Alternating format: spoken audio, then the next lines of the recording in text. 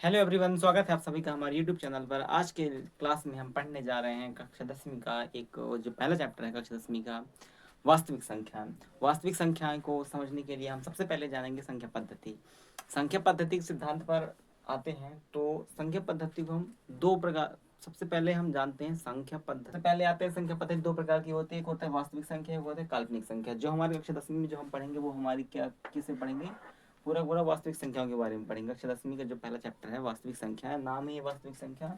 जो दूसरा है काल्पनिक संख्या। काल्पनिक संख्या वाला जो अपने पास जो ये पार्ट है, ये हमारे क्लास 11 की मैथमेटिक्स में एक कॉम्प्लेक्स नंबर या इमेजिनरी नंबर का नाम करके एक चैप्टर है, वहाँ पास हम पढ़ते हैं काल्पनिक संख्याओं को।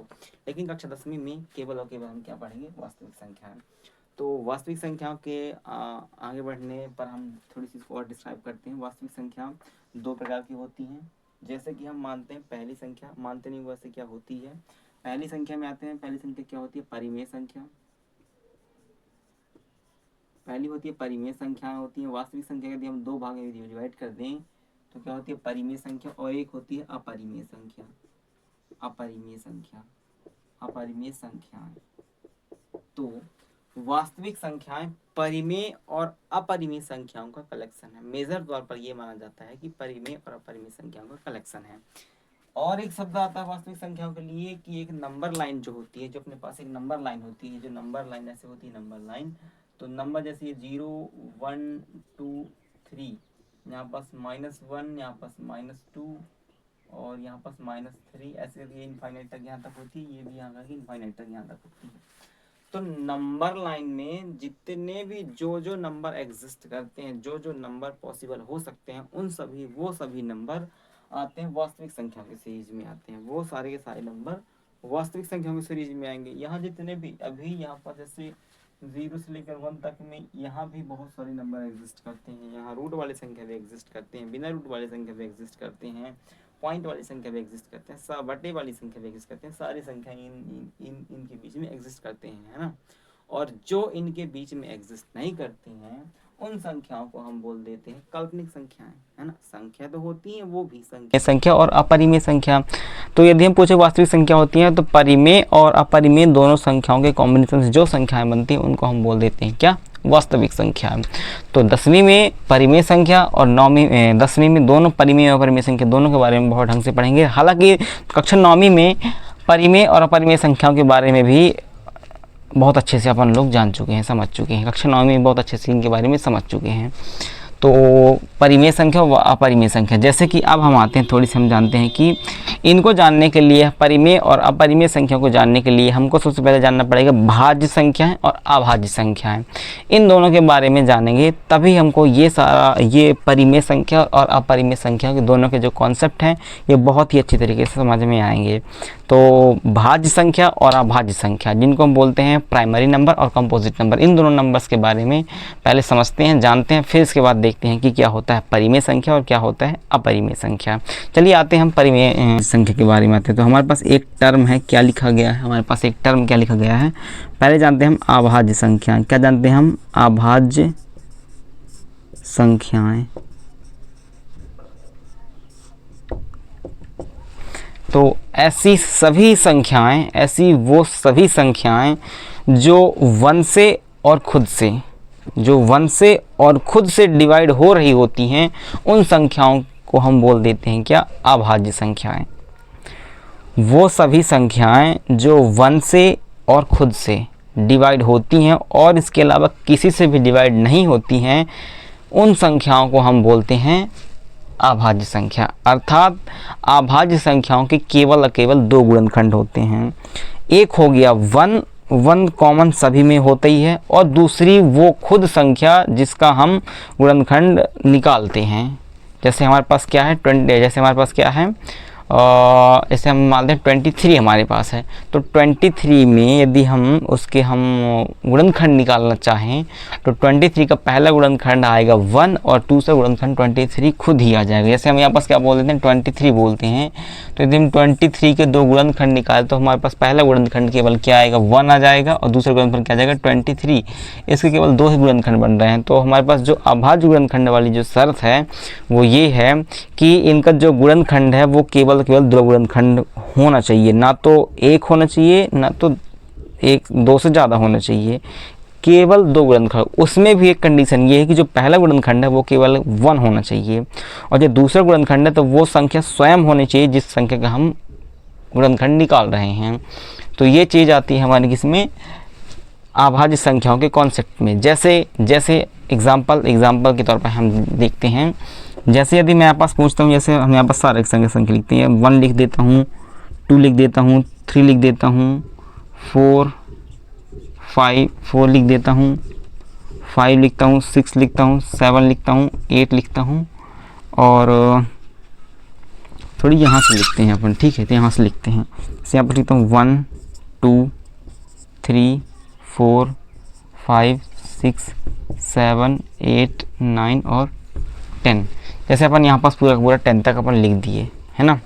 तो 10 तक लिखने के बाद यहाँ पास देखो जो अपने पास जो 1 है, तो 1 हम पता करना चाहते हैं कि कौन सी संख्या हमारे पास अभाज्य संख्या होंगी, कौन सी संख्या अभाज्य संख्या नहीं होगी।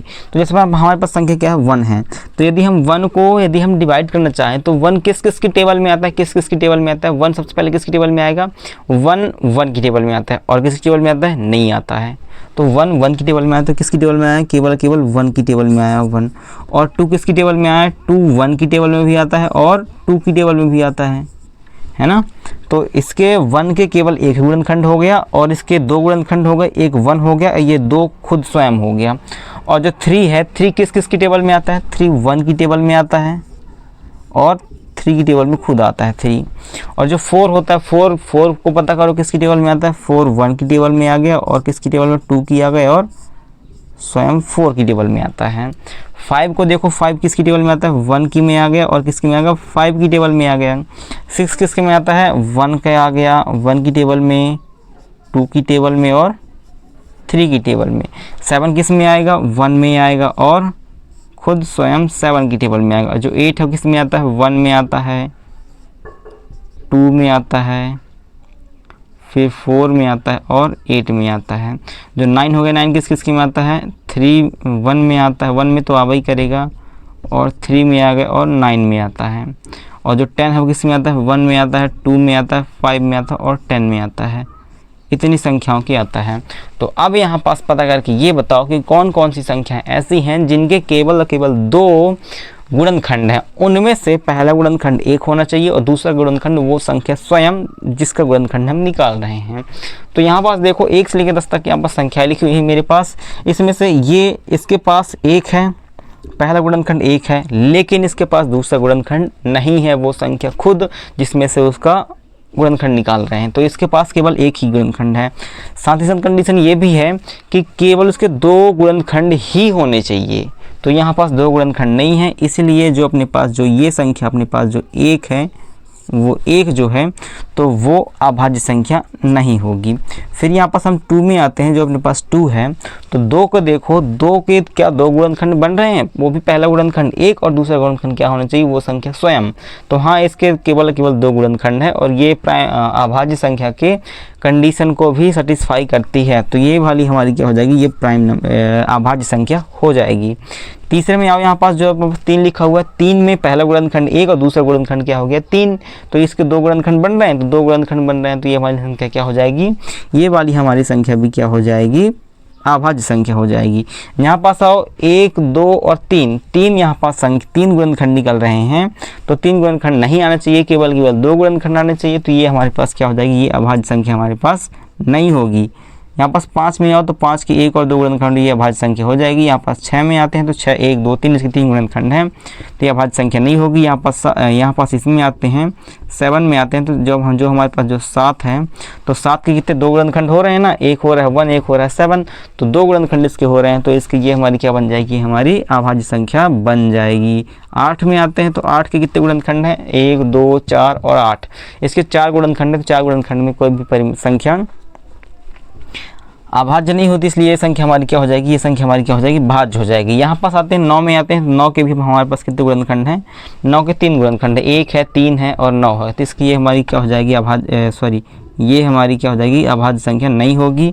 और ये भी हमारे पास 10 भी हमारे पास क्या हो जाएगी, अब ये भी अभाज्य संख्या नहीं होगी।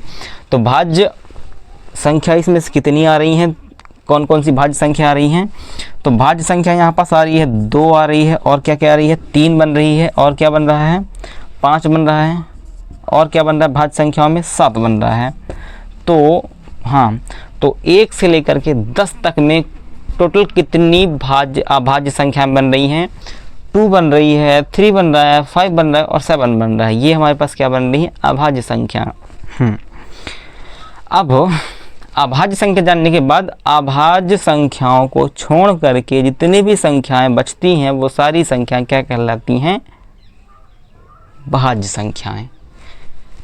1 से लेकर 10 तक में जितनी भी संख्या अभाज्य संख्या हैं, उन अभाज्य संख्याओं को छोड़ दें अगर यदि हम, और यदि हम काउंट करें कि कौन कौन सी संख्या जो अभाज्य नहीं, तो वो सारी संख्या क्या कहलाएंगी, भाज्य कहलाएंगी। तो यहाँ पास यदि हम लिखते हैं कि कौन सी संख्या हमारे पास भाज्य कहलाएगी, तो यदि हम यहाँ पास आए भाज्य संख्या के बारे में यदि हम जाने, तो यहाँ पास क्या लिख देंगे, भाज्य संख्याएं। भाज्य संख्याएं कौन कौन सी होंगी, तो यहाँ देखो भाज्य संख्याएं, अब यहाँ पास देखो भाज्य संख्याएं का भी ये रूल है कि उसके मिनिमम 2 फैक्टर तो होने ही चाहिए, मतलब इसके मिनिमम कम से कम 2 गुणनखंड तो होने ही चाहिए। 2 से ज़्यादा गुणनखंड हो जाएं बहुत अच्छी बात है ना, 2 से ज़्यादा गुणनखंड हो जाएं, जाहिर सी बात है जिसके 2 गुणनखंड होंगे तो अभाज्य संख्या कहला जाएगी। तो इसके 1 गुणनखंड नहीं होंगे, 2 से ज़्यादा गुणनखंड ही होने चाहिए। इसके कितने होने चाहिए, 2 से ज़्यादा गुणनखंड ही होने चाहिए। तो मतलब बात ये है कि 2 से ज़्यादा गुणनखंड ज़रूरी ही है, होना ही चाहिए। अगर 2 गुणनखंड है तो भाज्य संख्या, अभाज्य संख्या, और यदि 2 से ज़्यादा गुणनखंड तो अभाज्य संख्या, लेकिन 1 गुणनखंड नहीं होना चाहिए। यहाँ पास जो 1 लिखा हुआ, तो 1 के पास केवल 1 गुणनखंड है, तो ये संख्या ना तो हमारी भाज्य में आएगी, ना तो ये हमारी अभाज्य में आएगी। ठीक है, तो ये संख्या है तो हमारी भाज्य में आएगी, ना तो ये हमारी अभाज्य में आएगी। तो यहाँ पास भाज्य में कौन कौन सी संख्या आने वाली है, भाज्य में आने वाली संख्या अपने पास हमारे पास 4 है, और कौन सी है, 4 के बाद 6 है, और कौन सी है, 8, 9 और 10। कौन सी है, 8 है, 9 है और 10। तो 1 से लेकर 10 तक में ये अपने पास 2, 3, 5, 7 ये अभाज्य संख्याएं हैं, और यहाँ पास कौन कौन सी लिखो, 4, 6, 8, 9 और 10 ये वाली संख्या हमारे पास क्या है, भाज्य संख्याएं हैं। तो भाज्य और अभाज्य संख्या का यही कॉन्सेप्ट है, बहुत आसान है, बहुत बेसिक है, सभी बच्चों से ये आना चाहिए, तभी आगे के चैप्टर जो है तो बहुत स्ट्रांग हो पाएंगे। भाज्य और अभाज्य संख्या की ये लेक्चर ख़त्म करते हुए मिलते हैं अगली क्लास में, तब तक के लिए पढ़ते रहिए, सीखते रहिए और